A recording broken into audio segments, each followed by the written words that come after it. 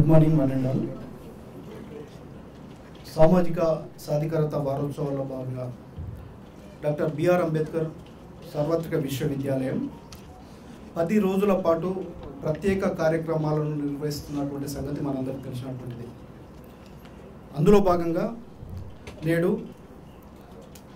జ్యోతిరావు పూలేకి సంబంధించినటువంటి ప్రత్యేక లెక్చర్ కార్యక్రమాన్ని మనం ఈరోజు ఇక్కడ ఏర్పాటు చేసుకున్నాము. ఈనాటి ఈ కార్యక్రమానికి మన ముఖ్య అతిథిగా మన విశ్వవిద్యాలయ గౌరవ వైస్ ఛాన్సలర్ గారు ప్రొఫెసర్ గంటా చక్రపాణి గారు సాధారణంగా వేదికపైకి ఆహ్వానిస్తూ ఉన్నారు. అదేవిధంగా నేడు కీలక ఉపన్యాసం చేయడానికి వచ్చినటువంటి మన విశిష్ట అతిథి ప్రొఫెసర్ ఐ తిరుమల గారిని సాధారణంగా మనందరి తరఫున వేదికపైకి ఆహ్వానిస్తూ ఉన్నాం.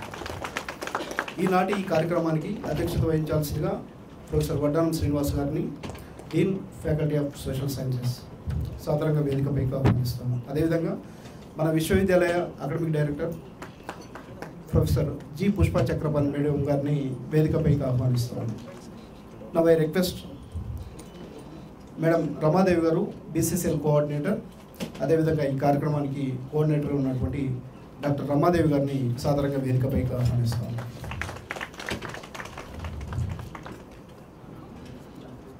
మన కీలక ఉపన్యాసం చేయడానికి వచ్చినటువంటి అతిథిని పుష్పగుచ్చంతో సాధారణంగా ఆహ్వానించాల్సిందిగా రమాదేవి గారిని ఆహ్వానిస్తాము.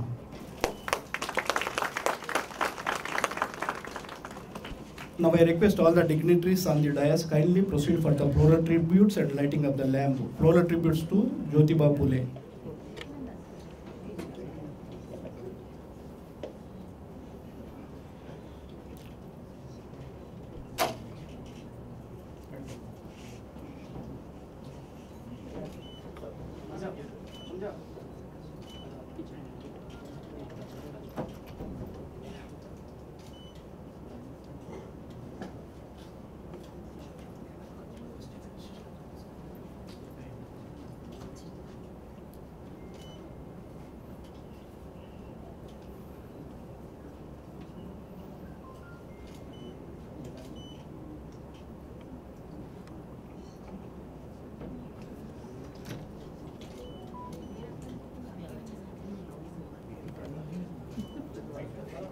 Thank you, sirs and madams. Now I request our today's president of the function, Professor Vaddanam Srinivas Garu, to conduct the further proceedings. Before that, I request our honorable vice chancellor.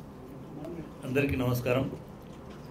మన social empowerment ఫెస్ట్లో భాగంగా ఇవాళ మనం మహాత్మా జ్యోతిబా పూలే గారి జయంతి ఉత్సవాలను జరుపుకుంటున్నాం. ఈ కార్యక్రమానికి మనం ఆహ్వానించిన వెంబడే ఒప్పుకొని వచ్చినందుకు ఆచార్య తిరుమల గారిని నేను వారికి స్వాగతం పలుకుతూ కృతజ్ఞతలు తెలియజేస్తా ఉన్నాను. తిరుమల గారు మన తెలంగాణ చరిత్రకారులు గర్వించదగినటువంటి ఒక గొప్ప చరిత్ర అధ్యాపకులు. ఢిల్లీ యూనివర్సిటీలో పనిచేశారు.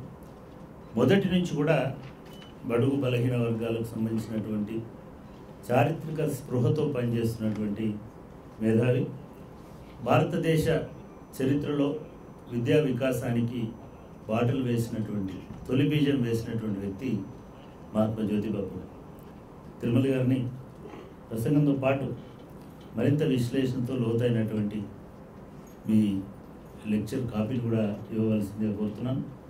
ఈ కార్యక్రమాన్ని ముందుండి నడిపిస్తున్నందుకు మన బీసీసీఎల్ రమాదేవి గారిని, అదేవిధంగా ఆ కమిటీకి అధ్యక్షులుగా ఉన్నటువంటి వడ్డానం శ్రీనివాస్ని మనస్ఫూర్తిగా అభినందిస్తూ మిగతా కార్యక్రమాన్ని నడిపించవలసిందిగా వడ్డానం శ్రీనివాస్ గారిని కోరుతున్నాను. Thank you sir. Thank you very much. గౌరవనీయులు university vice chancellor Shri Ganta Chakrapani గారికి, ఈరోజు కీలక ఉపన్యాసం చేయడానికి వచ్చిన విశిష్ట అతిథి ప్రొఫెసర్ ఏనుకొండ తిరుమల గారికి, గౌరవ అతిథి director academic professor Pushpa Chakrapani గారికి, బీసీసీఎల్ డైరెక్టర్ డాక్టర్ రమాదేవి గారికి, నా ముందు ఆశీలైన directors, deans, students, research scholars, teaching, non teaching association బాధ్యులు, మెంబర్స్, వారే కాక ప్రజా సంఘాలు, బీసీ సంఘాల మిత్రులు, అందరికీ నమస్కారం.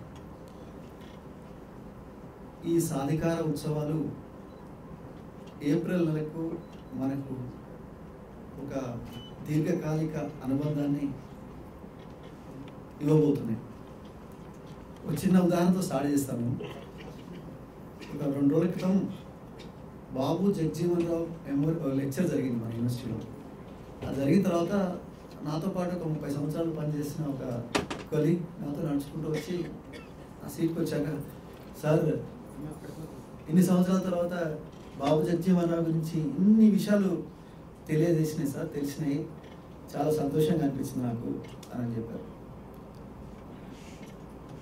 అతను ఒక క్వాలిఫికేషన్స్ పరంగా కానీ ఉద్యోగ పరంగా కానీ మంచి స్థాయిలో ఉండి ఒక జగజీవన్ రామ్ పైన అంటే ఒక 50 సంవత్సరాల దీర్ఘకాలం పార్లమెంటేరియన్గా పనిచేసి అనేక రిఫార్మ్స్కు ఆద్యుడైన ఆయన గురించి ఆయనకే తెలియకపోతే ఈ జనరేషన్కి తెలిసే అవకాశం చాలా తక్కువ అనిపించింది. ఆ రోజే అనిపించింది ఈ ఉత్సవాలకు ఒక ప్రామినెన్స్ ఉంది, ఈ ఉత్సవాలకు చరిత్రలో నిలిచిపోయే ఉత్సవాలు ఇవి. ఈ సాధికారత ఉత్సవాలు అనేవి ఈరోజు కాదు, యూనివర్సిటీ ఉన్నంతకాలం ప్రతి సంవత్సరం కూడా ఏప్రిల్ నెలలో గణనీయమైన మార్పు తీసుకురావడానికి, ఆ తరానికి దిశానిర్దేశం చేయడానికి ఉపయోగపడే ఉత్సవాలుగా మిగిలిపోతాయి అనిపించింది. ముఖ్యంగా ఈ ముగ్గురి గురించి మనం ఎప్పుడు గుర్తు చేసుకున్నా ఒకటే సారూప్యం. జ్యోతిబా పూలే కావచ్చు, డాక్టర్ బిఆర్ అంబేద్కర్ కావచ్చు, బాబు జగజీవన్ రామ్ కావచ్చు. ఏటికి ఎదురీదిన మనుషులు వాళ్ళు. ఆనాటి సమాజ కట్టుబాట్లలో అనేక నిర్బంధాల మధ్య సామాజికంగా, ఆర్థికంగా, రాజకీయంగా, సాంస్కృతికంగా అణచబడ్డ వర్గాల నుంచి వచ్చి ఒక సమాజంలో మార్పు తీసుకురావాలని ప్రగాఢంగా విశ్వసించి అనేక అవాంతరాలకు ఎదురొడ్డి పోరాటం చేసిన మహనీయుల ముగ్గురు కూడా. యాదృచ్ఛికమేమో తెలియదు, వాళ్ళ ముగ్గురు ఒకే నెలలో ఒక 10 రోజులలో జన్మించారు. April 5, April 11, April 14.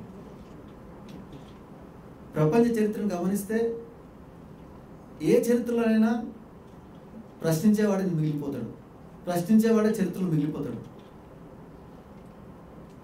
అప్పటి ఉన్న సిస్టమ్కు వ్యతిరేకంగా మెజారిటీ ప్రజలకు, మెజారిటీ వర్గాలకు సామాజిక న్యాయం అందించడానికి ఎవరు ప్రయత్నం చేస్తారో వాళ్ళే చరిత్రలో మిగిలిపోతారు. ఇందుకు ప్రత్యక్ష నిదర్శనం ఈ ముగ్గురు మహానుభావులు.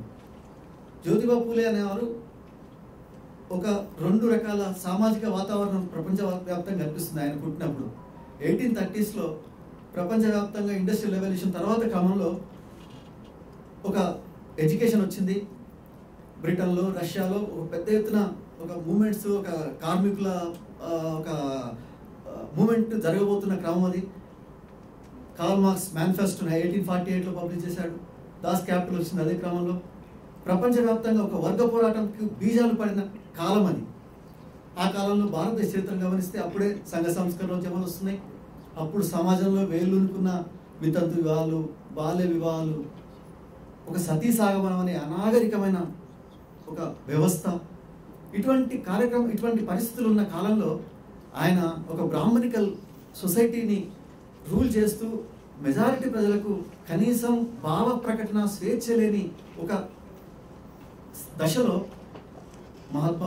జ్యోతిబా పూలే ఒక విద్య మాత్రమే మనల్ని కాపాడగలుగుతుంది, సమాజంలో సామాజిక న్యాయానికి దోహదం చేస్తుంది, సమాజంలో ఉన్న మెజారిటీ ప్రజలకు విద్యను అందించడం వల్ల మాత్రమే మనం ఒక సామాజిక న్యాయాన్ని, సాధికారతను అందించవచ్చు అని ప్రగాఢంగా అనిపించి ఆయన విద్యాశాలలు స్థాపించడం ప్రారంభిస్తాడు. అందుకు ఆయన ఆ విజనరీ థింకింగ్ని ఈరోజు కూడా మనం ఒక గొప్పగా అనుకోవచ్చు. ఆయన కేవలం ఆయన వరకే స్కూల్స్ కాదు, ఆయన భార్యని 13 సంవత్సరాల వయసులో, ఆయన చిన్న వయసులో పెళ్ళి అయితే 11 సంవత్సరాల అమ్మాయిని పెళ్లి చేసుకొని ఆ అమ్మాయిని తీసుకెళ్ళి చదివించి ఆ అమ్మాయితో పాఠశాలలు ప్రారంభించి 1848లోనే ఆయన పాఠశాలలు ప్రారంభిస్తారు. పిల్లల కోసం, బాలికల కోసం, మహిళల కోసం. ఆయన చెయ్యని కార్యక్రమం లేదు. అప్పుడున్న ఆంగ్లేయ విద్యా ప్రభావం కావచ్చు, మిగతా సామాజిక పరిస్థితులు కావచ్చు, అనేక పాఠశాలలు ప్రారంభిస్తాడు, అనేక ఉద్యమాలు చేపడతాడు. స్థానికంగా పూణే ప్రాంతంలో బుధవారిపేటలో ఒక పాఠశాలను ప్రారంభించి ఆ పాఠశాలలో ఆ బాల వితంతువులు, నిజానికి బ్రాహ్మణులలోనే బాల వితంతువులు ఎక్కువ ఆ రోజుల్లో, వాళ్ళే ఎక్కువ సమస్యలు ఫేస్ చేసిన వర్గం అది. వాళ్ళను కూడా తన ఉద్యమంలో భాగం చేసుకొని వాళ్ళకు కూడా విద్యను అందించి తన భార్య స్కూల్స్ ద్వారా మిగతా వాళ్ళ ద్వారా వాళ్ళందరికీ కూడా ఎడ్యుకేట్ చేసి ఒక ఎంప్లాయ్మెంట్ అందించి ఒక సోషల్ చేంజ్కి మూల పురుషుడైన అప్పుడు రాజకీయ పోరాటాలు, రాజకీయ నాయకత్వం, రాజకీయ స్వాతంత్రాల కోసం పోరాడే క్రమం ఒకటైతే జ్యోతిబా ఫులే ప్రగాఢంగా విశ్వసించింది ఏంటి? రాజకీయ నాయకత్వంతో పాటు సామాజిక నాయకత్వం కూడా కావాలి మెజారిటీ ప్రజలకని ఆశించిన వ్యక్తి ఆయన. ఆ క్రమంలోనే మనం మిగతా విలియం బెంటింగ్ సంస్కరణలు కావచ్చు, రాజారాం మోహన్ రావు కావచ్చు, అప్పుడున్న అత్యున్నత వర్గాల నుంచి వచ్చిన సంఘ సంస్కర్తలు చేపట్టిన కార్యక్రమాలన్నింటినీ ఆయన సపోర్ట్ చేస్తూనే విద్యని పెంపొందించడం వల్ల, విద్యని వ్యాప్తి చేయడం వల్ల ద్వారా మాత్రమే మనం మన సమాజంలో ఒక మౌలికమైన మార్పులు తీసుకురావడానికి అవకాశం ఉంటుందని ఆయన అనుకోవడమే కాకుండా దాన్ని ఎగ్జిక్యూట్ చేయగలిగాడు. అది 1890 వరకు కూడా అది ఒక అద్భుతమైన కార్యక్రమాలు చేసి 1888లో మహాత్మా అనే బిల్లు వచ్చింది. తర్వాత ఆయనకు 1890లో ఆయన చనిపోయే వరకు కూడా ఆయన చరిత్రలో ఇప్పటికి మనం మహారాష్ట్ర ప్రాంతంలో ఏ దగ్గరికి వెళ్ళినా, చిన్న పార్క్కి వెళ్ళినా, లేకపోతే చిన్న రహదారికి వెళ్ళినా పూలే మార్క్ అని కనిపిస్తూ ఉంటుంది. అంటే అంత ముద్రని 100-150 సంవత్సరాల తర్వాత కూడా ఈరోజు కూడా ఈ విశ్వవిద్యాలయంలో మనం ఆయన గురించి జ్ఞప్తి చేసుకుంటున్నాం. అంటే ఆయన చరిత్రలో ఆయన ముద్రని అంత స్పష్టంగా వేయడం వల్ల మాత్రం జరిగింది. ఆయన బర్త్డే సందర్భంగా మన విశ్వవిద్యాలయం కూడా మనం నమ్మింది విద్యను మాత్రమే ఈ సమాజంలో మార్పు తేవడానికి దోహదం చేసే ఏకైక ఆయుధంగా అంబేద్కర్ గారు మనం పెట్టుకున్న స్లోగనే అది. ఆయన గురువు గారు జ్యోతిబా ఫులే గారు. ఈ పరంపర నుంచి మన యూనివర్సిటీ పుట్టింది. మన యూనివర్సిటీ కూడా కొన్ని లక్షల మంది విద్యను అందిస్తున్నారు. ఆ విద్యను అందిస్తున్న క్రమంలోనే ఒక సామాజిక మార్పుకు, ఒక సోషల్ ఎంపవర్మెంట్ కూడా మన యూనివర్సిటీ కూడా దోహదం చేస్తుంది. ఈ సందర్భంగా ఈ వారం ఈ కార్యక్రమాలని ఆలోచన చేసి ఈ కార్యక్రమాల రూపశిల్పి మన గౌరవనీయులు doctor BR Ambedkar open university vice chancellor professor Ganta Chakrapani గారికి మనస్ఫూర్తిగా థ్యాంక్స్ చెప్తూ, ఈ రోజు తీసుకున్న టాపిక్ కూడా చాలా రిలవెంట్ టాపిక్. ఎప్పుడో 1931లో బ్రిటిష్ కాలంలో జరిగిన బీసీ కులగణన, ఒక క్యాస్ట్ సెన్సస్ అనేది చరిత్రలోనే ఎక్కడ మనం ఈ 75 సంవత్సరాల స్వాతంత్రం తర్వాత కూడా క్యాస్ట్ సెన్సస్ చేయడానికి ధైర్యం సరిపోని ప్రజాస్వామ్య వ్యవస్థలో ఉన్నాం. అయినా బ్రిటిష్ వ్యవస్థ మాత్రమే ఆ టైంలో 1931 చేసిన ఆ కులగణన ఈ రోజు కూడా మండల్ కమిషన్ కావచ్చు, తర్వాత వచ్చిన చాలా కమిషన్స్కు బేస్ అయింది. రిజర్వేషన్స్ ఏర్పాటు చేయడంలో కావచ్చు, మిగతా వాటికి కాదు. అసలు ఎందుకు కావాలి డేటా? ఎందుకు కావాలి? 140 కోట్ల జనాభాలో ఎవరు ఏ స్థాయిలో ఉన్నారు, వాళ్ళ సామాజిక స్థాయి ఏంది, ఆర్థిక స్థాయి ఏంది, వాళ్ళ డివిజన్ ఏంటి? ఇది ప్రభుత్వాలకు నూతన కార్యక్రమాల రూపొందించాలనుకుంటే కూడా ఈ డేటా అవసరం కదా. సేమ్ టైం ఒక పొలిటికల్ రిప్రజెంటేషన్.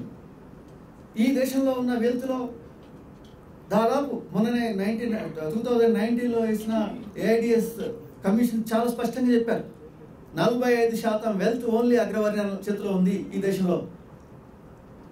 దాదాపు మెజారిటీ శాసన నిర్వహణ శాఖ కావచ్చు, న్యాయశాఖ కావచ్చు, ఎగ్జిక్యూషన్ కావచ్చు, పాత్రికేయ రంగం కావచ్చు, అంటే 4 ఎస్టేట్స్గా చెప్పుకుంటున్న ప్రధానమైన రంగాల్లో బీసీలకు సరైన ప్రాతినిధ్యం ఉందా లేదా చెప్పగలిగే స్థాయి మనం డేటా ద్వారా వస్తుంది, క్యాస్ట్ సెన్సస్ ద్వారా మాత్రమే తెలుస్తుంది. అనేక కమిషన్లు రిపోర్ట్స్ చెప్పాయి. అయినా ఈరోజు దేశవ్యాప్తంగా ఒక పెద్ద చర్చ జరుగుతుంది, క్యాస్ట్ సెన్సస్ అవసరమా లేదా. అసలు ఈ 75 సంవత్సరాల తర్వాత కూడా క్యాస్ట్ ఏంది, మోస్ట్ లిబరల్స్ అనుకునే వాళ్ళు కూడా దీన్ని అవసరమా లేదా అనే చర్చ కూడా జరుగుతూ ఉంది.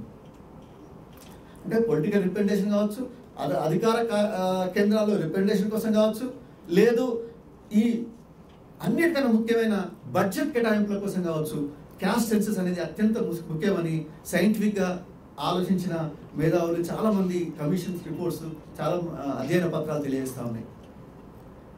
ఈ కార్యక్రమం పైన మన యూనివర్సిటీ ముఖ్యంగా ఒకటి సంతోషంగా చెప్పగలిగే విషయం ఏంటంటే, వాట్సాప్ యూనివర్సిటీలు ఈరోజు బీసీ కులగణన గురించి ఎవరికి తోచినట్టు వాళ్ళు మాట్లాడతారు.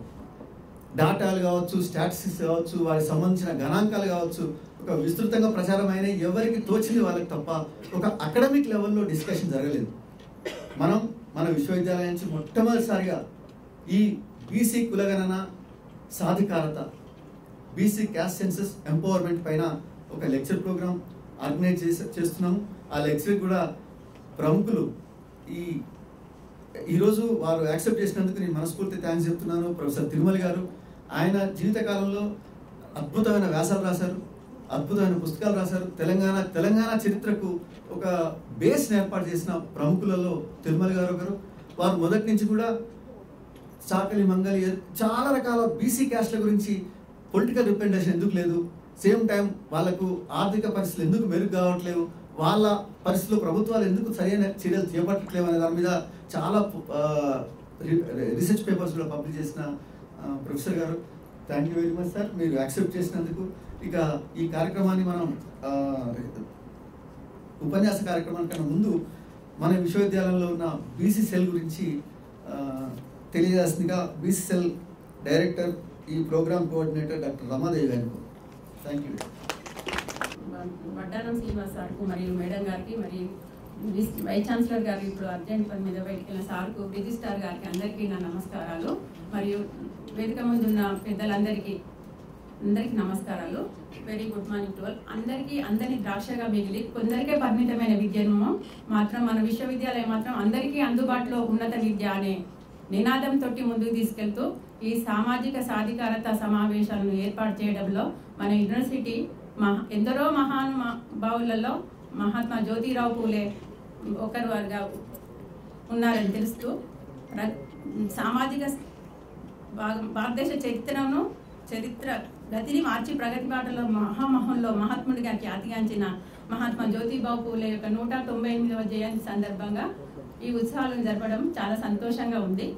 అలాగే ఈ సమావేశానికి ముఖ్య అతిథిగా విచ్చేసినటువంటి వైస్ ఛాన్సలర్ గారు మరియు గౌరవనీయులు ప్రొఫెసర్ గంటా చక్రపాణి గారికి, సార్ 30 సంవత్సరాల నుంచి సారు వివిధ హోదాల్లో బాధ్యతలు నిర్వర్తించి ఈ మధ్యనే వైస్ ఛాన్సలర్గా బాధ్యతలు తీసుకొని తనదైన శైలిలో తనకు తానే సాటిగా యూనివర్సిటీని మున్ముందుకు ఎంతో తీసుకెళ్తూ సార్ ఎంతో కృషి చేస్తూ ప్రొఫెసర్ టి రామరెడ్డి గారి యొక్క నిర్మించినటువంటి పునాదులపైన నిలబడి మనందరము ఎంతో ముందుకు పోవాలని ఆశిస్తూ సార్కు నా హృదయపూర్వక నమస్కారాలు తెలియజేస్తున్నాను. అలాగే అధ్యయనంలోనూ అధ్యాపనంలోనూ ప్రొఫెసర్ తిరుమల సారు జాతీయ స్థాయిలో ఎంతో ప్రఖ్యాతిగాంచిన ఈరోజు ప్రధాన వక్త మన యూనివర్సిటీకి రావడం నా యొక్క అదృష్టంగా భావిస్తున్నాను. అలాగే తనదైన శైలిలో మేడం పుష్ప చక్రపాణి గారు సహాయ సహకారాలు అందిస్తూ ప్రతి కార్యక్రమాన్ని మన విశ్వవిద్యాలయంలో నిర్వహించడంలో తన పాత్ర పోషిస్తూ, అదేవిధంగా ఈ సెమినార్కు రిజిస్ట్రార్ గారు ఏ అవసరం ఉన్నా కూడా అన్న అలాంటి అందాదండగా నేను ఉన్నాను అని అన్నిట్లలో ప్రోత్సాహం ఇస్తూ సార్ ఏదో ఆన్లైన్లో జాయిన్ అవుతూ ఉంటారనుకుంటున్నాను.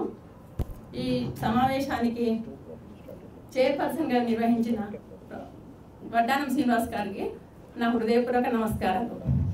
ముఖ్యంగా బీసీ సెల్ అనేది యూజీసీ నిబంధనల ప్రకారం 2018లో ప్రారంభం జరిగింది. ఈ బీసీ సెల్ ద్వారా బీసీలలో వారి యొక్క జయంతులు జరపడం జరుగుతుంది. అంతేకాకుండా బీసీ సెల్ ద్వారా బీసీ విద్యార్థులకు వాళ్ళ స్కాలర్షిప్సా లేదా ట్యూషన్ ఫీజుల గురించి గ్రీవెన్స్ సెల్ ద్వారా సమాధానాలు ఇవ్వడం జరుగుతుంది. ఒకటి మాత్రం చెప్పదలుచుకున్నాను. జ్యోతిరావు పూలే గురించి ఒక చిన్న కవిత చెప్పి నా ప్రసంగాన్ని ముగిస్తున్నాను. దూరదర్శిని, విశ్వదర్శిని, మార్గదర్శి, అలాగే దేశీయ ఆధునిక ధృవతార మహాత్మా పూలే. పుట్టిన తేదీ తెలియనివాడా, తెలియని వారిలో పుట్టినవాడా, పుట్టుకతోనే పుట్టు మచ్చగా. ఈ అవకాశాన్ని ఇచ్చిన పెద్దలకు నా యొక్క ధన్యవాదాలు. థ్యాంక్ యూ అన్న. గౌరవ అతిథి ప్రొఫెసర్ పుష్ప చక్రపాణి గారిని మెసేజ్ ఇవ్వాల్సింది. Very good morning to all of you.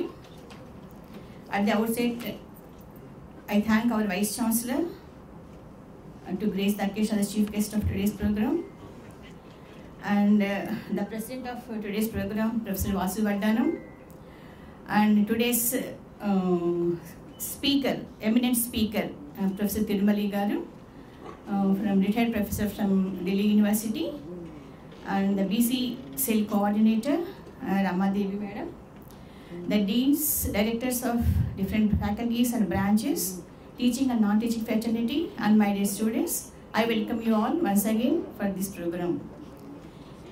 University నిర్వహిస్తున్నటువంటి సాధికారత ఉత్సవాల గురించి దాని నేపథ్యం గురించి మళ్ళీ మీకు చెప్పదలుచుకోలేదు, ఎందుకంటే ఆల్రెడీ మీకు వైస్ ఛాన్సలర్ గారు చెప్పారు. సో అందులో భాగంగా ఈరోజు మనం నిర్వహిస్తున్నటువంటి ఈ ప్రోగ్రాం జ్యోతిబా ఫూలే జయంతిని పురస్కరించుకొని ఈ కార్యక్రమాన్ని మనం నిర్వహిస్తూ ఉన్నాము. ఈరోజు topic BC cost census and the empowerment. It is really a most relevant. It's not only the relevant, it is also a deep significance. Because when we talk about the caste census, it's not about the numbers what we talk, but it is reflecting and it is referring to justice, dignity and opportunities for millions of citizens in the country. అసలు మొదటగా అందరం అనుకుంటే అసలు ఎందుకు why this cost census, ఎందుకు దీని గురించి విస్తృతమైన చర్చ జరుగుతూ ఉంది సమాజంలో కావచ్చు, దేశంలో కావచ్చు అనుకుంటే, మనందరికీ తెలుసు, మీకు అందరికీ తెలుసు, ఇండియా అనేది ఒక divorce country. Not only divorce, it is a most complex because still the cost system is existing in the society, and it plays a very crucial role in shaping the social and economic conditions. So therefore it is very necessary and very crucial, ఎందుకంటే ఒక accurate data ఉన్నప్పుడు మాత్రమే మనం socio economic status of all communities గురించినటువంటి అవగాహన ఉన్నప్పుడు మాత్రమే మనం సొసైటీలో వాళ్ళకి సమన్యాయం చేయగలుగుతామన్నది ఒక భావన అన్నమాట. So if the data available, then only it is easy to craft the policies, allocate the resources and everything ఈక్వల్గా జరుగుతుంది. కాబట్టి మొన్న ఈ మధ్యన ఒక మిత్రుడు కలిసినప్పుడు మా యూనివర్సిటీ సాధికారత ఉత్సవాల్లో భాగంగా మేము ఈ ప్రోగ్రాం నిర్వహిస్తున్నాము అన్నప్పుడు ఆయన అడిగారు, మీకు అనిపించట్లేదా ఈ సెన్సస్ అనేది డివైడ్ చేస్తూ ఉంది ఈ సమాజంలో మనుషుల్ని అని చెప్పేసి. అంటే ఆయనకే కాదు చాలామందికి కూడా అటువంటి భావన ఉంది. I feel always division lies in denial, not in the data. So everybody must understand that the caste census for BC communities is not about bringing the division. It is for recognition, making the invisible visible.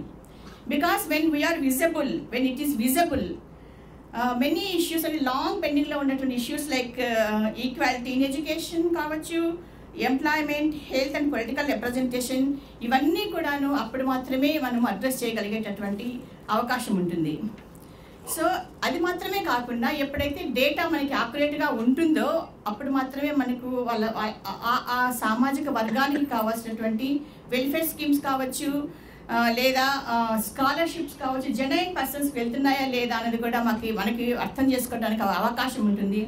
అది మాత్రమే కాకుండా బడుగు బలహీన వర్గాలలో అడుగు జీవితంలో ఉన్నటువంటి వారికి వాళ్ళ నైపుణ్యాలను పెంచడం కోసము ఏర్పాటు చేసే స్కిల్ డెవలప్మెంట్ కావచ్చు, జాబ్ ఓరియంటెడ్ ప్రోగ్రామ్స్ కావచ్చు, వీటన్నిటినీ కూడా ఇంక్లూసివ్గా డిజైన్ చేసేటటువంటి ఒక అవకాశం కూడా మనకి దాని ద్వారా లభిస్తుంది.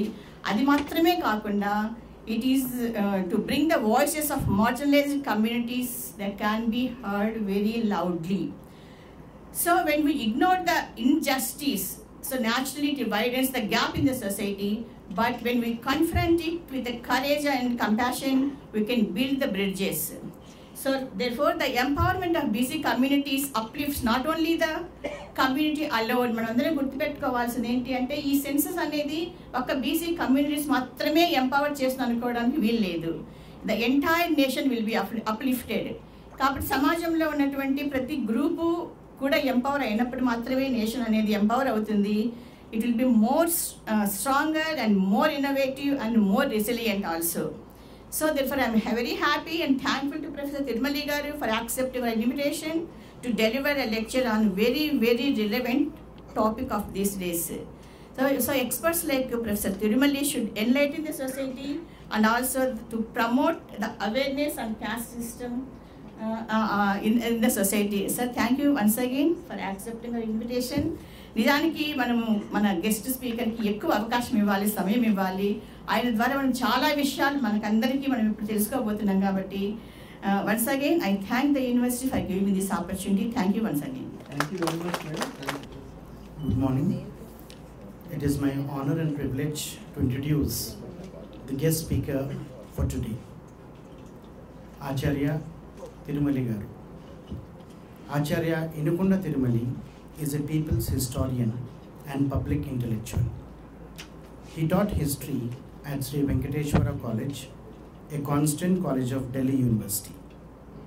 Earlier, he did MA in History at Usmania University, later MPhil on Agrarian History of Telangana and PhD on Telangana Peasant Movement, both from Center for Historical Studies, Jawaharlal Nehru University. Professor Tirumali was a Junior Research Fellow and Teacher Fellow at Jawaharlal Nehru University and also a Senior Fellow of Indian Council for Historical Research and Senior Fellow of Indian Council of Social Science Research. Professor Tirumali has been constructing history from the people's life experiences and their discernments, departing from the conventional history writing.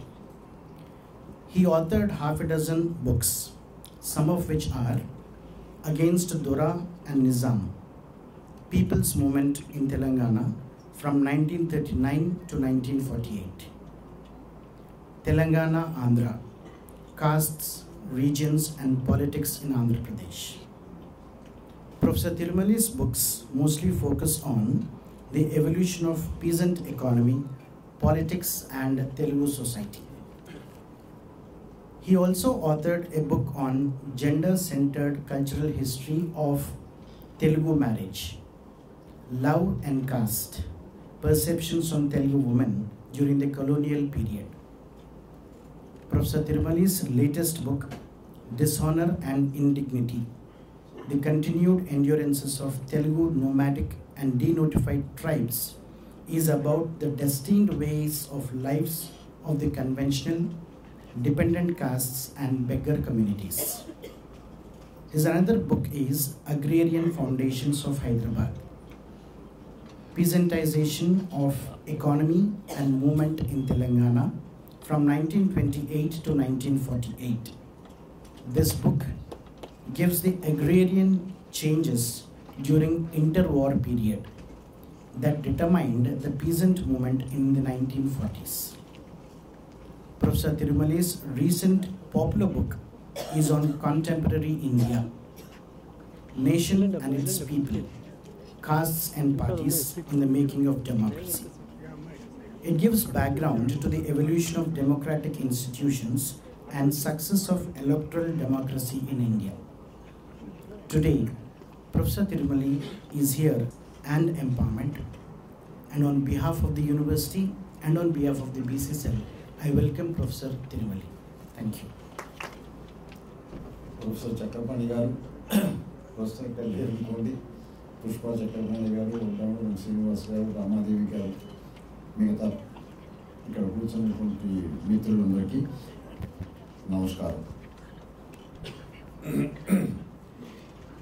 చాలా రోజుల తర్వాత నేను retire అయ్యి 8 ఏళ్ళు అయింది.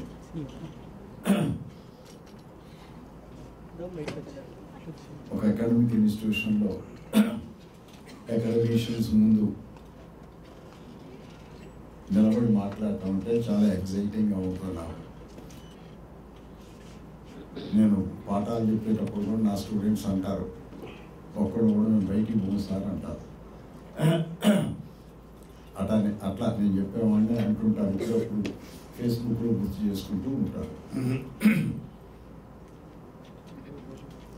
అయితే నేను history టెక్స్ట్లు చదవడం, హిస్టరీకి సంబంధించినటువంటి సమాజాన్ని గురించి కొన్ని ఒరిజినల్ సోర్సెస్ చదవటంతో పాటు నా ఓన్ ఎక్స్పీరియన్సెస్ కొన్ని హిస్టరీ రీసెర్చ్లో పెడుతూ ఉంటాను. నేను పెరిగిన వాతావరణం, నేను చూసినటువంటి సమాజం, మా ఊళ్ళో ఉండేటువంటి ఖమ్మం జిల్లా అనంతరం అనే ఒక చిన్న గ్రామంలో పుట్టాను. భారతదేశం అనేటువంటిది ఒక సెల్ఫ్ కాన్షియస్నెస్, మేము భారతీయులం అని వస్తున్న క్రమంలో పూలే పుట్టాడు, పూలే పెరిగాడు. మేమంతా ఒకటే రామ్మోహన్ రాయ్ దగ్గర నుంచి ఎంజీ రనడే వరకు, మహాదేవ్ గోవింద రనడే వరకు మేము భారతీయులు. అంతకంటే ముందున్న వాళ్ళంతా కూడా కలోనియల్ మాస్టర్స్ దగ్గర సర్వెంట్స్గా పనిచేశారు. ఈస్ట్ ఇండియా కంపెనీలో కానీ, ఆ తర్వాత ఈస్ట్ ఇండియా కంపెనీ పోయిన తర్వాత కానీ వాళ్ళు సర్వెంట్స్గా పనిచేశారు. ఎవరు సర్వెంట్స్గా పనిచేశారంటే mostly traditional literary class. Traditional literary class అంటే ఎవరు? బ్రాహ్మణులు. మనం ఎలా ఎవాల్వ్ అవుతున్నాం అనేది చూసుకుంటారు. రెండు ఉంటాయి. మనం ఒక కులంలో పుట్టడం, కుల వృత్తి చేయటం న్యాచురల్ భారతదేశంలో. బ్రిటిష్ వాళ్ళు వచ్చి second half of 19th century వరకు నువ్వు ఏం పని చేస్తున్నావు అని అడగక్కర్లే, మీరు ఎవరయ్యా అని అడుగుతారు. మేము ఫలానా అని చెప్పేసి అంటే ఓహో ఏం పని చేస్తుండో తెలుసుగా, అది న్యాచురల్. కానీ లేట్ 19th centuryకి వచ్చిన తర్వాత ఎందుకో అందరికీ కూడా బ్రిటిష్ వాళ్ళు ఎక్కిరిస్తుండేవాళ్ళు. మీది ఏం దేశమయ్యా, మీ ఊళ్ళోనే పుట్టి మీతోటే పెరిగా, అంటుకొని రా నువ్వు బయట ఉండు అనడం ఏంటది? ఇంకొకటి ఎవడో ఊళ్ళో రానియరు, ఏంటి మీరు అని చెప్పి వాళ్ళు అడుగుతుండేవాళ్ళు. అట్లా వీళ్ళకు కూడా సిగ్గు అనిపించింది. మేము భారతీయులము అని చెప్తున్నారు. ఇండియన్ అనేటువంటి మాట అప్పుడు ప్రచారంలోకి వచ్చింది. ఇండియన్ అనేటువంటి మాట, అంతకుముందు ఇండియన్ అనేటువంటి మాట ఏం లేదు. ఒకవేళ భారతీయులు అన్నా కూడా అప్పుడు ఏం అర్థం అవుతుందంటే కుల సమాజం అని అర్థం అవుతుంది. భారతీయులు అంటే కుల సమాజం. లండన్లో కూర్చున్నటువంటి కార్ల్ మార్క్స్ కూడా మన కమ్యూనిస్టులు అందరూ చెప్పరు, వాళ్ళు తెలవదు వాస్తవంగా. భారతదేశం కుల సమాజం అని రాశాడు. ఆయన ఆర్టికల్స్ రాశాడు. బాగా శ్రద్ధగా భారతదేశాన్ని చదువుతూ ఉన్నాడు. 57 తర్వాత సిపాయిల తిరుగుబాటు తర్వాత ఆయనకి ఏదో శ్రద్ధ వచ్చింది. ఏంటి వీళ్ళు కాముగా బానిసల్లాగా పడి ఉండేటువంటి భారతీయులు అంటే అది బ్రిటిష్ వాళ్ళు అక్కడ చెప్పింది ఏంటంటే వాళ్ళకి ఏం లేదు,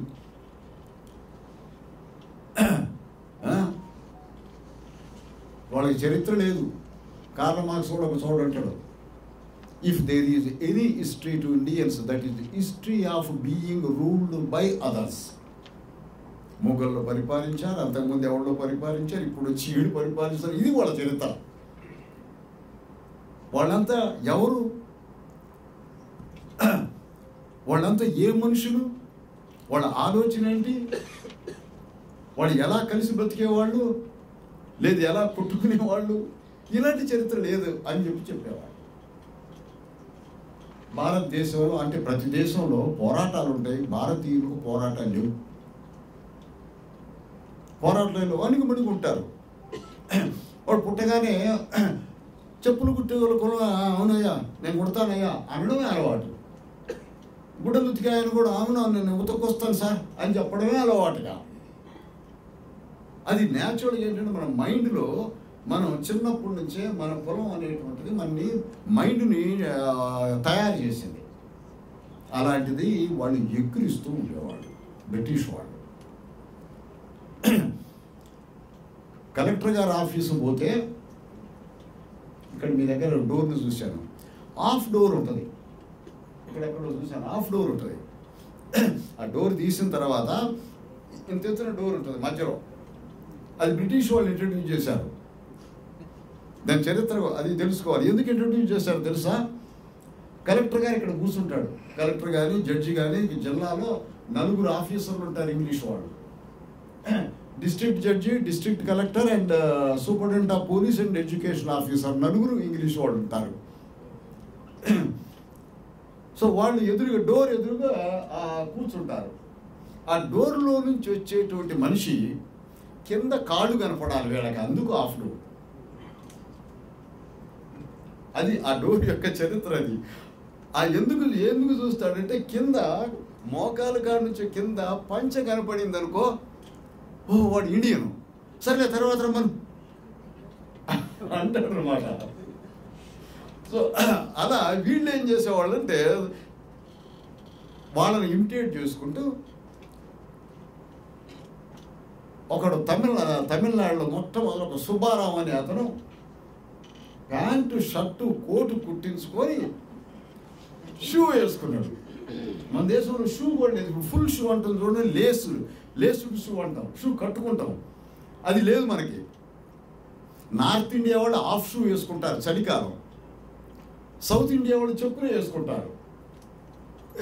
సో ఇప్పుడు ఆయన ఫుల్ షూ వేసుకొని వచ్చి డోర్ దగ్గర వస్తున్నాడు. వచ్చేవరకు ఎవడో ఇంగ్లీష్ కూడా వచ్చాడు అనుకున్నాడు, ఏదో కలెక్టర్ గారి దగ్గర పోయి ఎవడో వస్తున్నాడు అని చూసేవరకు సుబ్బారావు ఆఫీస్ అసిస్టెంట్.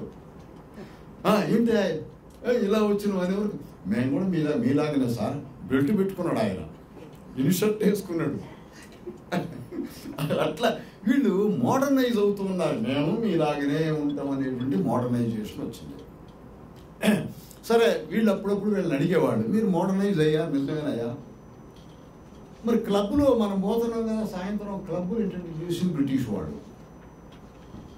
క్లబ్లో మోడర్న్ లిక్కర్ తాగడం బ్రిటిష్ వాళ్ళు. ఇక్కడ సికింద్రాబాద్ క్లబ్ ఉంది, వాళ్ళే ఇంట్రడ్యూస్ చేస్తారు. అక్కడ డ్యాన్స్ చేసుకుంటారు, వాళ్ళు వాళ్ళ భార్యలు తెచ్చుకుంటారు. ఇండియన్స్ భార్యలు తీసుకోండి, వీళ్ళు పోతారు, వాళ్ళతో తాగడం, వాళ్ళతో కూర్చోవడం వీళ్ళకి సరదా అనమాట. మనం కూడా బ్రిటిష్ వాళ్ళమే, ఇమిటేషన్, బ్రిటిష్ వాళ్ళలాగానే ఉండాలి మనం అని అక్కడ పోతారు. పోయిన తర్వాత వాళ్ళు అంటారు, నీ భార్య ఏదా, నువ్వు ఒక్కడే వచ్చినావు అంటే, మా వాళ్ళు రారు సార్, మా ఇండియన్స్ రారు అంటే, మరి మా వాళ్ళు వస్తారు కదా అంటే, మీ వాళ్ళు వస్తారు సార్, మా స్త్రీ పవిత్రమైనటువంటిది, అందరికి కనపడదు, పైన కొంగేసుకుంటుంది, ఎవరికి కనపడదు అని చెప్పేసి వీళ్ళు చెప్తుండేవాడు అనమాట. బ్రిటిష్ వాళ్ళు మొట్టమొదటి నుంచి ఎవరిని చేసుకున్నారు అంటే, బ్రిటిష్ వాళ్ళు అక్కడ నుంచి వచ్చి ఇక్కడ ఉద్యోగం చేస్తే అది ఇన్ఫీరియర్, అక్కడ ఉద్యోగం దొరికి ఇక్కడ వచ్చి ఉండేది. వాడు ఐసీఎస్ వచ్చినా సరే అసలు ఆ సరైన ఉద్యోగం వచ్చి వాడు అక్కడే ఉంటాడు. వాడికి రాలేదంటే వాడు పనికిరాని బొమ్మను పంపించేవాళ్ళు, ఆడపిల్లలు ఇచ్చేవాడు కాదు. ఇక్కడ వచ్చి వాళ్ళు ఎవరిని చేసుకున్నారంటే టెంపుల్ గర్ల్స్ని చేసుకున్నారు. దాసీలని ఉంటారు కదా, టెంపుల్ గర్ల్స్ అంటారు, ఏమంటారు తెలుగులో, దేవదాసి. దేవదాసి స్త్రీల్ని ఊళ్ళో ఉండేటువంటి పెద్దలు కలెక్టర్ గారు కనపడితే ఏంటంటే చేసుకోమని ఇస్తారనమాట, ఇచ్చి చేసుకుంటుంటారు. వాళ్ళకి అక్కడ నుంచి వచ్చేవాళ్ళు కాదు. అందుకనే ఆంగ్లో ఇండియన్స్ అని ఒక జాతి పుట్టింది, వాళ్ళకి అటు ఇటు కానీ వాళ్ళు పుట్టారు. సో ఆ స్త్రీలతోటి వీళ్ళు బయటకు పోయేటప్పుడు మొదటిసారి భారతీయులకి స్త్రీతో పోతుంటే ఇంగ్లీష్ ఆఫీసర్ ఆశ్చర్యం వేసింది. చెయ్యి పట్టుకొని నడుస్తున్నారు ఇద్దరు భార్యాభర్తలు. ఇండియన్ పట్టుకోడు, భార్య చెయ్యి పట్టుకోకూడదు. వీడు భార్య చెయ్యి పట్టుకొని ఇద్దరు సాయంత్రం వెళ్ళే వరకు ఆఫీసు పని అయిపోయినాక కలెక్టర్ గారు ఆ భార్యనే, ఈ దేవదాసి స్త్రీని పట్టుకొని పోయి పొలాల్లో వాకింగ్ పోయేవాళ్ళు అనమాట. సో అట్లా వాళ్ళు మోడర్నైజ్ చేస్తుంటే అప్పుడు వీళ్ళు అనుకున్నారు ఏంటంటే, మనం కూడా కుతూహలం, నా భార్య చేయి పట్టుకొని చూద్దాం అని కొంచెం చేయి పట్టుకొని ఆ తర్వాత ఇంకా నేర్చుకున్నారు డార్లింగ్ అనేటువంటి మాట. ఇలా మోడర్నైజ్ అవుతూ వచ్చినారు ఇండియన్స్. ఏదో కొంచెం ఉంది, నేర్చుకోవాలి వీళ్ళ దగ్గర అని చెప్పేసి అట్లా మనం మోడర్నైజ్ అయ్యాం. చివరికి అందరూ ఇమిటేట్ చేసుకుంటూ ప్యాంట్, ఈ రోజున ప్యాంట్ కట్టుకుంటాం. మనం సగం ఇండియన్స్ కాదు, సగమే ఇండియన్స్. మన పేర్లో మాత్రం ఇండియా ఉంది, బట్ మనం మీసాలు లేకపోవడం, మీసాలు లేకుండా భారతీయుడు ఉండడం, పెద్ద మీసాలు తీసేసినారు.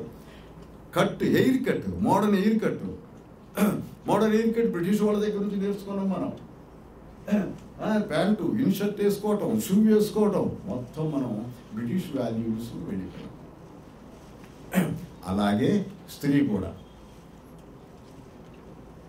నేను పుస్తకం రాశాను, మ్యారేజ్, లవ్ అండ్ కాస్ట్ అని.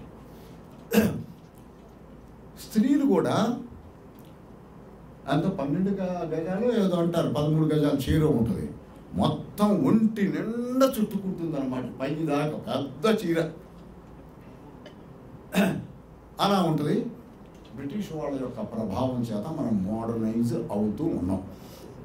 మరి ఇంత మోడర్నైజ్ అయిన మనము పూలే టైంలో పూలే ఎంత చూస్తున్నాడు, ఎంజీ రన్నడే ఆయన గురు, మహాదేవ గోవింద రన్నడే గురు. వాళ్ళందరూ కూడా ఈ మార్పు కావాలి అంటున్నారు. రామ్మోహన్ రాయ్ దగ్గర నుండి మార్పు ఏంటంటే సతీ లేకపోవటం, సతీ ఉండకూడదనడం, మరి క్రూయల్ ప్రాక్టీస్ సతీ, ఆ తర్వాత చిన్నపిల్లలకు పెళ్లి చేయడం, ఆ భర్త ముహూర్తంలో చచ్చిపోవడం, ఇంటి నుండి ఎక్కడ ఏ ఇంట్లోనైనా విడో లేని ఇల్లు ఉండేది కాదు. ఆ విడో మ్యారేజ్ని మళ్ళీ చేయాలనుకోవడం, లేదా ఎర్లీగా మ్యారేజ్ చేయకుండా పిల్లలు కొంచెం మరీ చిన్నవాళ్ళుగా పెళ్లి చేసేవారు వాళ్ళు చనిపోవడం బాల్య వివాహాలతో, అలా కాకుండా ఇలాంటి మార్పులు తీసుకొస్తూ ఉన్నారు. అందులో పూలే బాగా ప్రభావితులు అయ్యాడు. అయిన పూలే ఒకసారి ఎంజీ రన్నడే భార్య చనిపోతే ఆయన 45 years ఎంత ఉంటాయి, 12 ఏళ్ల అమ్మాయిని పెళ్లి చేసుకున్నాడు. అప్పుడు పూలేకి నచ్చల, నువ్వు విడో రీమ్యారేజ్ కావాలంటున్నావు, నీ భార్య చనిపోతే ఇంకో విడోని చేసుకో, ఏ 30 ఏళ్ళలో 35 ఏళ్ళలో ఉన్నటువంటి స్త్రీని నువ్వు పెళ్లి చేసుకో, చిన్నపిల్లని పెళ్లి చేసుకోవటం ఏంటి, హిపోక్రసీ ఉంది అనుకున్నాడు ఆయన. మన జాతీయవాదంలో హిపోక్రసీ ఉంది. కులం వద్దు అనేటువంటి మాట జాతీయవాదం బ్రహ్మాండంగా ముందుకు తీసుకొచ్చింది. ఎందుకంటే బ్రిటిష్ వాళ్ళ కోసం చెప్పింది, మేము కులం లేకుండా ఉంటాం అని చెప్పింది. కానీ కులంలోనే పెళ్లి చేసుకుంటున్నారు, స్త్రీని బయటకు తీసుకురావట్లే. ఇది హిపోక్రసీ ఉంది అనేటువంటిది పూలే దాన్ని గమనించి వాళ్ళతో డిఫర్ అయ్యాడు అనమాట. తన కూతురు తన భార్యని చదివించాడు, బయటకు తీసుకొచ్చాడు, అందరితో కలిపాడు. అలా కొత్త ఉద్యమం అనేటువంటిది తీసుకొచ్చాడు. జాతీయవాదాలు భారతదేశంలో 4 ఉంటాయి. ఒకటి మోడర్నైజేషన్, మనమంతా మోడర్నైజ్ అవుతున్నాం. మోడర్నైజ్ అయ్యేటువంటి క్రమంలో మేము హిందువులమే అనేటువంటిది హిందూ జాతీయవాదం ఉంటుంది. ఈరోజు అంటారు యాక్చువల్గా బ్రిటిష్ వాళ్ళు, మేమంతా హిందువులం అంతా వేరే ఉంటాం, అదే పద్ధతిలో మాట్లాడుతూ ఉంటారు. ఇంకో జాతీయం ఏంటంటే అందరం కలిసిపోవాలి అనేటువంటిది రామ్మోహన్ రాయ్ దగ్గర నుంచి మహాత్మా గాంధీ వరకు చెప్పినటువంటిది జాతీయవాదం. దాని సెక్యులర్ జాతీయవాదం అనొచ్చు. అలాగే పూణే ఫౌండేషన్ చేసిన జాతీయవాదం ఏమిటి అంటే నేషనలిజం ఫ్రమ్ బిలో, కింద నుంచి పైకి నేషనలిజం. మీరంతా బ్రాహ్మలో మనం అందరం ఒకటి అని చెప్తున్నారు, అట్లా కాదు, కింద వాళ్ళని కూడా కలుపుకోండి. మీలో మార్పు రావాలి, మీ భార్యను మంచిగా చూడాలి, మీరు భార్యను బయటకు తీసుకొని రావాలి, మీరు మిగతా వాళ్ళని ఇల్ట్రీట్ చేయకూడదు అనేటువంటి జాతీయవాదాన్ని పూలే ఇంట్రడ్యూస్ చేశాడు. అది మనకు ముఖ్యం. కొత్త జాతీయవాదం అన్నమాట. ఆయనకు తెలవదు జాతీయవాదం చేస్తున్నాం అని తెలవదు. జాతీయవాదం అనేటిది ఇంకా ఫుల్ ఫ్లెడ్జ్డ్గా రాలేదు, తర్వాత వచ్చింది. ఆయన 89లో చనిపోయాడు, 85లో కాంగ్రెస్ వచ్చింది, 85లో అప్పుడు వీళ్ళు మేమంతా ఒకటే కాంగ్రెస్ ఐడియాలజీ, మాకు స్వాతంత్రం కావాలా, మీరు మమ్మల్ని దోపిడీ చేశారనేటువంటి సిద్ధాంతం తీసుకొని రావడం జరిగిందనమాట. అప్పుడు ఆ టైంలో ఈ పూలే అనేటువంటి వాడు మీరు చెప్పేది బాగానే ఉంది కానీ బట్ హైరార్కీ కింద వాళ్ళగానే చూస్తున్నారు అని ఆయన కుంభి, మరాఠీ, గులాము, అంటరానివాడు వీళ్ళందరిని గురించి వీళ్ళ బ్రతికేంటి, వీళ్ళని మీరు సమానంగా చూస్తారా అనడం. ముఖ్యంగా బ్రాహ్మణులు అంటే ఒక వ్యతిరేకత చూపెట్టాడు. ఎందుకంటే రెవెన్యూ కలెక్టర్స్ వాళ్ళు రెవెన్యూ కలెక్ట్ చేస్తున్నారు స్టేట్కి. రెవెన్యూ చాలా దారుణం, చాలా high revenue. So British exploitation అనేటువంటిది రెవెన్యూ కలెక్షన్ ద్వారా జరిగింది. ఆ రెవెన్యూ కలెక్షన్ ఉపయోగపడేది మీరు, ఫౌండేషన్ ఆఫ్ కల్యూనిజం మీరు అనే పద్ధతిలో ఆయన రావడం జరిగింది. చివరికి అట్లా కులానికి వ్యతిరేకంగా మాట్లాడటం అనేటువంటిది అది ఒక కల్చర్. అప్పుడు మనం కులం అనేటువంటి న్యాచురల్లే పుట్టినాం కాబట్టి చేస్తున్నాం అనే దానికంటే భిన్నంగా మోడర్నైజ్ అయినాం. మనం కులంలో పుట్టావు కానీ ఆ కులం ఎందుకు అనేటువంటి ప్రశ్న మాత్రం భారతీయుల్లో ఉద్భవించడానికి గల కారణం మాత్రం పూలే. అందుకే మార్క్స్ కూడా లండన్లో ఉన్న మార్క్స్ అంటాడు, భారతీయులకి వాళ్ళకి ఏ చరిత్ర లేకపోయినా వాడు గోవును పూజిస్తారు, కులాలుగా ఉంటారు, ఒకటిగా ఉండరు. అదే ఊళ్ళో పుట్టినటువంటి వాడు ఒకడేమో ఒక కులం వాడు ఒక స్ట్రీట్లో ఉంటాడు, ఇంకో కులం వాడు ఇంకొక స్ట్రీట్లో ఉంటాడు. జాతీయత వాళ్ళకి లేదంటాడు. వాడు జాతీయత అంటే మనం అందరం ఒకటే అనుకోవాలి, అలా అనుకోరు అనే పద్ధతిలో ఆయన రాసి బ్రిటిష్ రూల్ అనేటువంటిది మనకి భారతదేశానికి అవసరం, వాళ్ళు కులాన్ని పోగొడతారు అనే ఉద్దేశంతో మార్క్స్ రాస్తున్నాడు. అలా కులానికి వ్యతిరేకంగా అనేటువంటి భావన ఉంది. అట్లా కులం వద్దు అనేటువంటిది ఒకటి. ప్రైవేట్లో కావాలండి మన కులంలోనే పెళ్లి చేసుకోవడం, కుల ప్రాక్టీసు కానీ మోడర్న్గానే ప్యాంట్ వేసుకుంటాం, మోడర్న్గానే షర్ట్ వేసుకుంటాం. కానీ మనకు ప్రిమిటివ్గా ఉండేటువంటి ఆచారాలు ఏమవుతున్నాయో ఆ ఆచారాలు పాల్గొనడం అనేటువంటిది ఉంది. మోడర్న్ ఇండివిజువల్ అనేటువంటి వాడు హిపోక్రాట్. మోడర్న్గా ఒకసారి ఒక రకంగా ఉంటాడు, ఇంట్లో ఇంకొక రకంగా ఉంటాడు, ప్రైవేట్లో ఇంకొక రకంగా ఉంటాడు. అలా మనం పెరిగినటువంటి వాతావరణం ఉంది. కాబట్టి భారతదేశంలో ఆన్ ది హోల్ కుల నిర్మూలన జరగాలి అనుకున్నా కూడా జరగలే. మీరు ఈ మధ్య న్యూస్ పేపర్లు చూస్తుంటారు. 2 రోజుల కింద నిజామాబాద్లో గౌడ స్త్రీలని గుడిలోకి రానిలా చూసారా మీరు? న్యూస్ పేపర్లో వచ్చింది. గౌడ స్త్రీలు అంటే ఈరోజు వాళ్ళు ఐఏఎస్ వాళ్ళు ఉన్నారు, మినిస్టర్లు ఉన్నారు, ఎంపీలు ఉన్నారు. అలాంటి డెవలప్డ్ కులం కాకపోతే బ్యాక్వర్డ్ కాస్ట్ లిస్ట్లో వాళ్ళు ఉన్నారు. అలాంటి స్త్రీలని గుడిలోకి రానిలే. మరి ఎంత కులం ఉంది మన దగ్గర చూడండి. ఇంత చదువుకున్నాం, ఇంత మోడర్నైజ్ అయినప్పటికీ చూడండి కులం ఎలా ఉంటుందో. అంతేకాదు, రెడ్డి అనే మాట మిడివల్ పీరియడ్లో ఉందా? లేదు. రెడ్డి అనేటువంటి టైటిల్ని మోడర్న్ పీరియడ్లోనే తగ్గించుకున్నాడు. మనం అందరం ఒకటే అంటాడు. నువ్వెవరయ్యా అంటే నేను వెంకటరెడ్డిని అంటాడు. వెంకయ్య అనడం ఇష్టంలే, వాడితో కలిసినట్టు అయింది. చూడు, సపరేట్ చేసుకోవాలనుకుంటాడు. ఓ ఈయన వెంకటరెడ్డి అనడా అని చెప్పేసి ఆయన శాస్త్రి, శర్మ ఇవన్నీ మోడర్నే. అందరం తెలుగు వాళ్ళు అందరం ఏం పేరు ఉండదు, పుల్లయ్య, వెంకయ్య, మల్లయ్య, అయ్యలు కాస్త చూడు. మన మోడర్న్ పీరియడ్లో ఏమైనా శాస్త్రులు కొంతమంది అయ్యారు, మూర్తులు కొంతమంది అయ్యారు, రెడ్లు కొంతమంది అయ్యారు, ఆర్య వైశ్యులు కొంతమంది అయ్యారు. ఆర్య అంటారు. వీళ్ళని చూసిన తర్వాత ఏమైంది, చౌదరీలు అయ్యారు. ఇట్లా చూడండి మనం ఎట్లా చేసాము చూడండి. మనం పక్క కులం లేదని అంటూనే ఉంటాం. కులం చూడండి మనలో మోడర్నైజేషన్లో అంతర్భాగం అయింది కులం. కానీ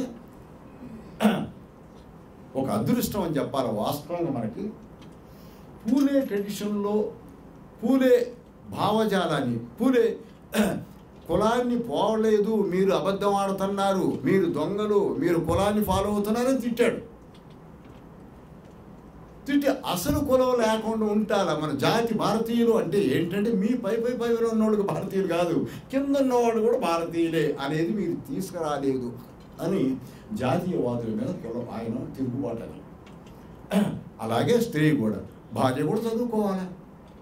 చిన్నపిల్లల్ని 13 ఏళ్ళకి పెళ్లి చేసుకున్నాడు ఆయన. పెళ్లి చేసుకుని భార్యను స్కూల్కి పంపించాడు. స్కూల్కి పంపించినప్పుడు 10th అనుకుంటాను, స్కూల్ ఫైనల్ పాస్ అయింది. ఈయన స్కూల్ ఫైనల్ పాస్ అయ్యాడు. స్కూల్ ఫైనల్ పాస్ అవ్వడం అంటే అప్పుడు సామాన్యం కాదు, పిహెచ్డీ చేసినంత కష్టం.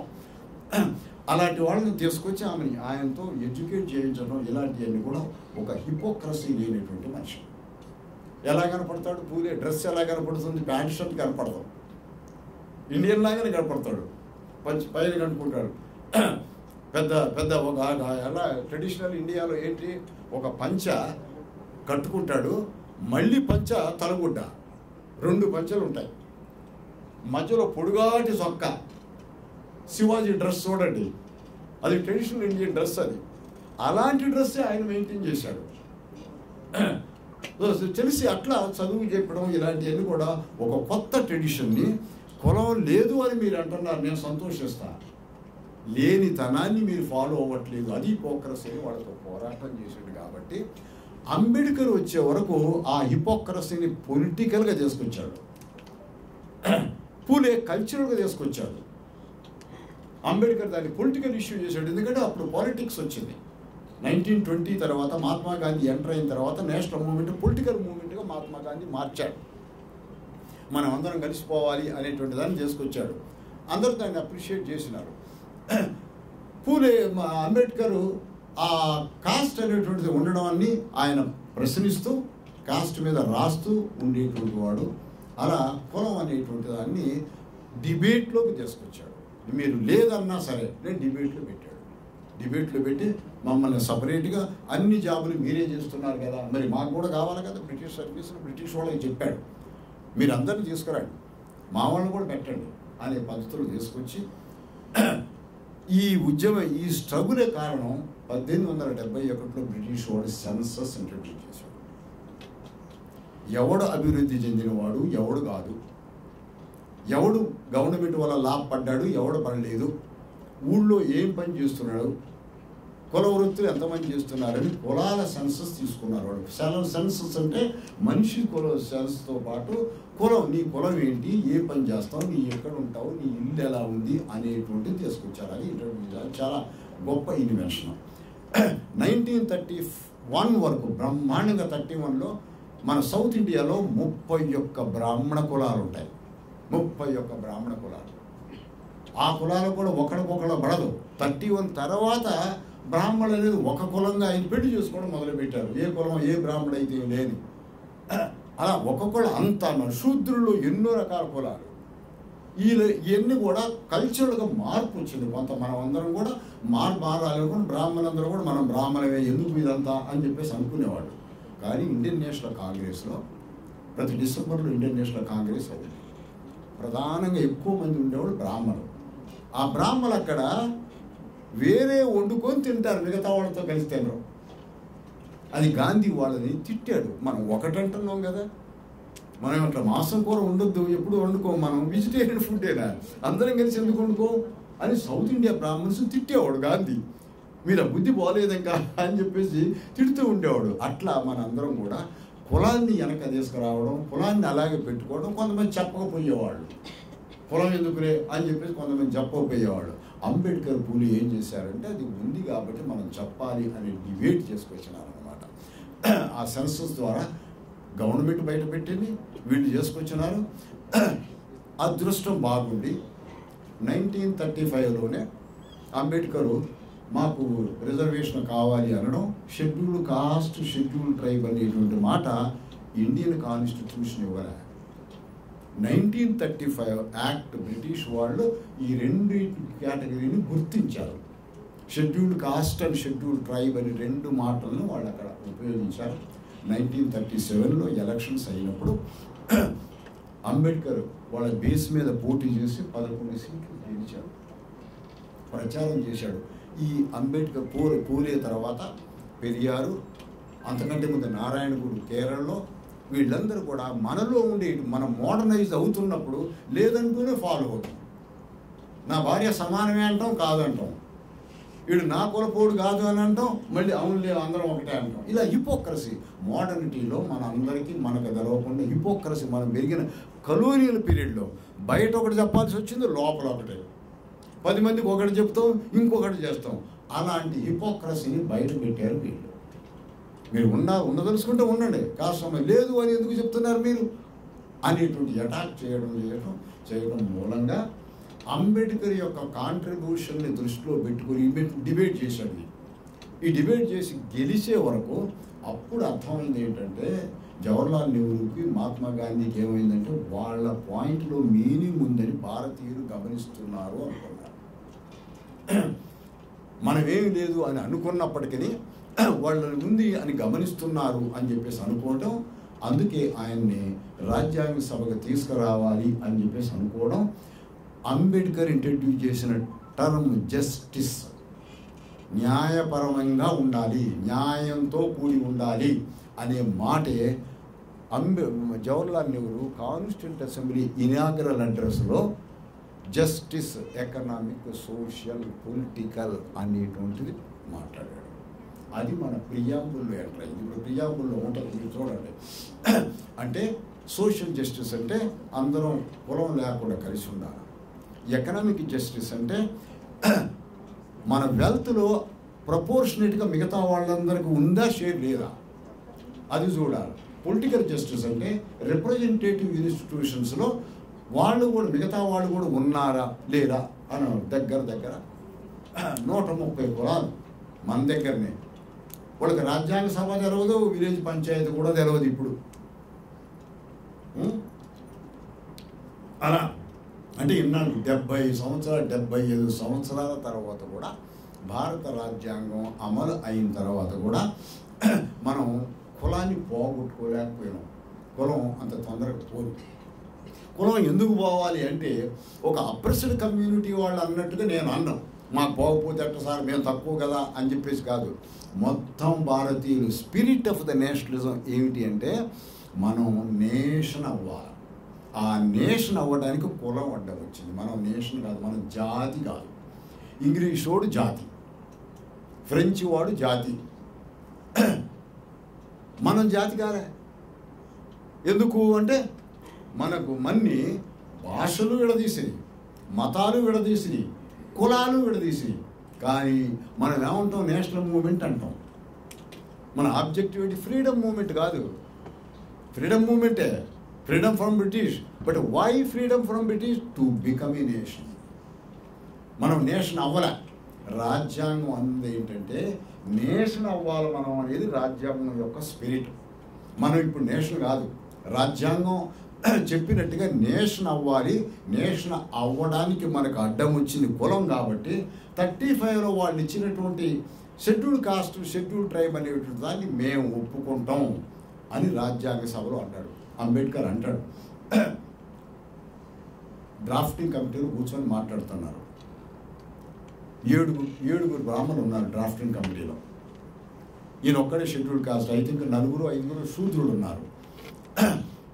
మొట్టమొదటి మాట్లాడేటప్పుడు వాళ్ళు ఏమంటారా అని వింటాడు. ఆయన తర్వాత చెప్తాడు, నాకు రాజ్యాంగ సభలో పోవటం ఎందుకంటే 35లో నేను తెచ్చుకున్న షెడ్యూల్ కాస్ట్ అనేదాన్ని కంటిన్యూ చేయట అనేది నా ఉద్దేశం. కాబట్టి అది రక్షించుకుందామని నేను పోతే కూర్చొని మాట్లాడుతున్నప్పుడు ఆ బ్రాహ్మణులు అందరూ అన్నారట, 7 బ్రాహ్మణులు, మనము ఈ కులం పోగొట్టాలి అంటే షెడ్యూల్ కాస్ట్ కేటగిరీ వాళ్ళు పెట్టారు బ్రిటిష్ వాళ్ళు, దాన్ని మనం కంటిన్యూ చెయ్యాలని అనుకున్నారట. అప్పుడు ఆయనకి అమ్మ వీళ్ళకి ఆ మాత్రం ఎన్లైటన్మెంట్ ఉంది అని చెప్పేసి అనుకొని ఇక మనస్ఫూర్తిగా అందులో నేను భాగస్వామ్యం తీసుకున్నాను అన్నాడు. Schedule caste and schedule tribe అనే 2 కేటగిరీలు ఉంచుదాం అని చెప్పేసి అన్నారు. అది ఆయన ప్రధానమైన ఉద్దేశం. ఆ ఉద్దేశం ఇక నేను ఫైట్ చేయక్కర్లే అని ఫుల్ ఎనర్జీ అంతా కూడా మొత్తం రాజ్యాంగం మీద పెట్టడం జరిగింది. ఆ రాజ్యాంగంలో ఒక్కొక్క కమిటీ, షెడ్యూల్ కాస్ట్ కమిటీ ఒకటి, మైనారిటీ కమిటీ ఒకటి. ఆ మైనారిటీ కమిటీలోనే ఈ స్త్రీలు కూడా వస్తారు. సో అట్లా వేరియస్ కమిటీలు పెట్టినప్పుడు ఆ కమిటీలందరూ కూడా రిపోర్ట్ తయారు చేసి ఈయనకి ఇస్తారు. దాన్ని సారాంశాన్ని ఆయన పాయింట్గా తయారు చేసి మళ్ళీ వీళ్ళకి ఇస్తాడు. వాళ్ళు జరిగిన తర్వాత ఇగో ఇలా కాదు ఇలా అంటారు. చివరికి దాన్ని ఆర్టికల్ ఫామ్లో ఆయన ఫార్ములేట్ చేస్తారు. అట్లా కలిసి చేయడం మొదలుపెట్టింది. సో కాబట్టి అల్టిమేట్గా ఏంటంటే మనం నేషన్ అవ్వాలా, నేషన్ అవ్వాలి. కానీ ఇక ప్రాక్టికల్ సైడ్ చూద్దాం. సో ఇప్పుడు మనం అనుకున్న మననే గౌడ స్త్రీలనే టెంపుల్లోకి రానియలేదు అనేటువంటిది మనం ఖచ్చితంగా మన అందరిలో కులం ఉంది అనేటువంటిది. భారతదేశం ఇప్పుడు 2025లో కూడా కుల సమాజం అని అర్థమవుతుంది. కుల రహిత సమాజం కాలే. ఎక్కువ మంది పెళ్ళి కులంలోనే చేసుకుంటాం, కులాలు ప్రాక్టీస్ చేస్తూ ఉంటాం. సో కాబట్టి కుల సమాజం అని ఉంది. ఇది కుల సమాజంగా మరి డెమోక్రసీ, ఎలక్టోరల్ సిస్టమ్ కదా, అది ఎందుకు ఉండాలి అని అంటే నెహ్రూ చాలా practical politician, radical politician, socialist politician, మంచి మేధావి. ఆయన నెహ్రూ రాసినంత రైటింగు, ఆ స్కాలర్షిప్ ఇప్పుడు ఎవరికి లేదు. భగవద్గీత మీద రాశాడు, మీరు చదవండి ఎంత స్కాలర్షిప్ ఉంటుందో. లెనిన్ మీద రాశాడు, లెనిన్తో ప్రభావితం అయ్యాడు, రష్యన్ రెవల్యూషన్ నడిపించాడు లెనిన్తో. ఖురాన్ మీద రాశాడు. ఇప్పుడు ఉన్న వాళ్ళందరూ తిడుతూ ఉంటారు. సో అలా ఒక సిద్ధాంత ప్రతిమ ప్రకారంగానే ఆయన రాజ్యాంగంలో అదే మన ఇది రాజ్యాంగాన్ని అంబేద్కర్ చెప్పేటువంటి కులరహిత సమాజం కోసం పోవడానికి ఆయన ఒప్పుకున్నాడు. చూడు, అంటే కొన్ని సమస్యలు ఉంటాయి. ఇందిరాగాంధీ పెళ్లి చేసుకుంటుంది ఫిరోజిని, ఆయనకి ఇష్టం లేదు, చెప్పింది తండ్రికి. వాళ్ళిద్దరు లండన్ పోయి, తల్లి చచ్చిపోయినప్పుడు స్విట్జర్లాండ్ పోయి, అక్కడ నుంచి లండన్ పోయి, లండన్ నుంచి అప్పుడు వరల్డ్ వార్ నడుస్తుంటే ఇండియన్ ఓషన్ నుంచి చుట్టూ తిరిగి వచ్చారు ఇద్దరు. ఓ 10-15 రోజులు పట్టింది. అక్కడెక్కడ ఒక ఐలాండ్లో ఇద్దరు కలిసి ఒక హోటల్లో ఉన్నారు. వాళ్ళు అన్నారు, మీరు అని అడిగారు. మేము ఇండియన్స్ ఉంటానికి వీలు లేదు అన్నారు. పోండి, వాడు ఎట్లా బతకలేడు, మీరు పోండి అన్నారు. అట్లా వాళ్ళు కలిసిపోయినారు పెళ్లి కంటే ముందు. కలిసి చివరికి మద్రాసు వచ్చినారు. మద్రాసులో 2-3 రోజులు ఉన్నారు.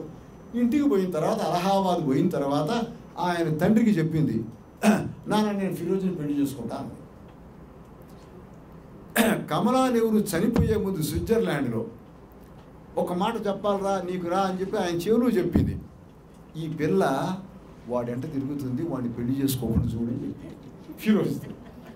ఆయనకు అడ్డం వచ్చింది, నేను నమ్మను కదా, నేను ఎట్లా అని గాంధీ మీద పెట్టి, అమ్మ మనకి పెద్ద దిక్కు మా గాంధీ కదమ్మా, ఆయన దగ్గర ఆయనకు చెప్పు, ఆయన బ్లెస్సింగ్ తీసుకోము అని అన్నాడు. అని ఎవరికి గాంధీ దగ్గరకు పోయింది. ఆయన ఇక్కడ ఉన్నాడు నాగపూర్ ఆశ్రమం పోయింది. అక్కడికి పోయిన తర్వాత ఏంటమ్మా అని చెప్పేసి అంటే, నానా నీకు మాట చెప్పమన్నాడు అన్నది. ఏంటమ్మా అంటే, నేను పెళ్లి చేసుకుంటున్నా అన్నది. అప్పుడే ఆయనకు అర్థమైంది, ఎవరు చేసుకుంటానో అన్నది. ఫిరోజ్ని. ఆయనకి ఇష్టం లేదు కాబట్టి అది నా మీద నెట్టిండు అని నాకు అర్థమైంది. అర్థమై చూడు మనం ఎంత హిపోక్రటిక్గా ఉంటాం అని. ఎందుకమ్మా మరి ఆయన పెళ్ళి ఎందుకు చేసుకోవడం అంటే, లవ్ అన్నది. లవ్వా అని ఎవరికి అయితే నాకు ఈ లవ్ ఏంటో తెలుసుకోవాలని కోరికగా ఉందమ్మా, నువ్వు పెళ్లి చేసుకో, కానీ ఆయనతోటి సంబంధం పెట్టుకోకుండా ఉంటే నేను అది లవ్ అంటానమ్మా అన్నాడు. అదేంటి, పెళ్లి చేసుకున్న భర్తతో సంబంధం లేకుండా ఎట్లా ఉంటా అంటే, మరి లవ్ కదమ్మా నీకు, అంటే శారీరకమైనటువంటి సంబంధం కాదన్నమాట నీకు లవ్, ఆత్మకు సంబంధించింది, నీ ఆత్మ తృప్తి పడాలి ఇప్పుడు అని చెప్పేసి అంటే, నాకు ఇవన్నీ చెప్పాకమని చెప్పి నేను పెళ్లి చేసుకుని పిల్లల గంటానికి నా భర్తతో నేను ఉండనా, ఏం మాట్లాడతాను అని చెప్పి వదిలిపెట్టి వెళ్ళిపోయి ఢిల్లీలో వాళ్ళ నాయన అమ్మమ్మ ఉంది, అమ్మమ్మకి చెప్పింది, నేను పెళ్లి చేసుకుంటా, ఫిరోజ్ని పెళ్లి చేసుకుంటాను అని. ఎవరికి వెంటనే నాయనమ్మ పద అమ్మ పద, మీ నాన్న దగ్గర పోయి చెప్తాను, జన్నాళ్ళ బట్టి నాకు బాధగా ఉంది, నువ్వు ఒక్కదానికి తిరుగుతున్నావు, ఆయన జైలుకు పోతాడు, బయటికి పోతాడు, నేను పట్టించుకోవట్లే, నీ బతికెట్లా అని నేను అనుకుంటున్నా అని చెప్పి ఆయనతో తీసుకుపోయి పోయేటప్పుడు రైల్లో కూర్చొని ఎవరిని చేసుకుంటామంటే ఫిరోజ్. అప్పుడు ఆమెకు అర్థమైంది, ఓహో ఒప్పుకోవట్లేదు. కానీ అమ్మమ్మగా అనుకున్నది, తల్లి లేని పిల్ల, ఎవడో ఒకరితో సెటిల్ అవ్వాలని చెప్పి అనుకుని గట్టి నిర్ణయం తీసుకొని పోయి నెహ్రూకి చెప్పింది, ఈ పిల్ల చేసుకుంటాను, చేసుకొని పెళ్లి చేయాలి. పెళ్లి చేసిన తర్వాత నేను నెహ్రూ పేపర్లో చూసిన థౌజండ్స్ ఆఫ్ టెలిగ్రాములు, నువ్వు బ్రాహ్మడివి, కాశ్మీర్ పండితువి, వాడు పార్సీ వాడిని ఎట్లా పెళ్లి చేసినావు, నువ్వు కులానికి విద్రోహం చేసినావు. 43లోనండి, 42, 43. చూడండి మనం ఎంత హిపోక్రసీ. ఆయన ఒక్కడు కాదు, మొత్తం బ్రాహ్మణ సమాజం అంతా కూడా ఆయన టెలిగ్రామ్లు అన్నీ నేను చూశాను, ఆయన ఫైల్లో పెట్టాడు అన్నీ. చూడు అలా మన కులం అనేది మన వెనక ఉంటూనే ఉంటుందన్నమాట. 3వ జనరల్ ఎలక్షన్ వచ్చే వరకు నెహ్రూ ప్రాక్టికల్గా చూశాడు. అంతకుముందు గాంధీ టోపీ చూసి ఓటేసేవాడు. 52లో 57లో గాంధీ టోపీ అనగానే దేశానికి సాక్రిఫైస్ చేసిన వాళ్ళు అనేది. 3వ ఎలక్షన్ 62 కొంచెం తగ్గిపోయింది, ఆ స్పిరిట్ పోయింది. వీళ్ళు దొంగలేలే అని చెప్పేసి అనుకుంటున్నారు. అప్పుడు అది నెహ్రూకి అర్థమయ్యి ప్రతి ప్రాంతంలో ఉండే డామినెంట్ కాస్ట్ని, మన దగ్గర రెడ్లు, కాంగ్రెస్లో వాళ్ళని వాళ్ళ నాయకత్వం కింద ఎలక్షన్ తీసుకుపోయాడు. ఏంటి దాని అర్థం అంటే, డామినెంట్ కాస్ట్ అయితే కింద కులాల వాళ్ళని బెదిరించి ఓటేస్తుంది. ఇప్పుడు నేషనలిజానికి ఓటు వేయట్లే, గాంధీ టోపీకి ఓటు పట్టల్లా. చూడు ఎలా ఉంటుందో. అంటే డెమోక్రసీ అనేటువంటిది కులాల మీద ఆధారపడి నిర్మించబడింది డెమోక్రసీ. కులం లేకపోతే డెమోక్రసీ ఉండదు. నెహ్రూ మనసులో ఏముంది అంటే, చర్చిల్ అన్నాడు స్వాతంత్రం కోసం పోరాటం చేస్తుంటే, చర్చిల్ ఓడిపోయాడు చివరికి స్వాతంత్రం వచ్చేటప్పటికి. సిఆర్ ఎట్లీ వచ్చి డిసైడ్ చేశాడు ఇండిపెండెన్స్ ఇవ్వడానికి. అప్పుడు చర్చిల్ అన్నాడు, స్వాతంత్రం ఇవ్వటం పక్కా అయిన తర్వాత India is going in to the hands of rogues and rascals అన్నాడు.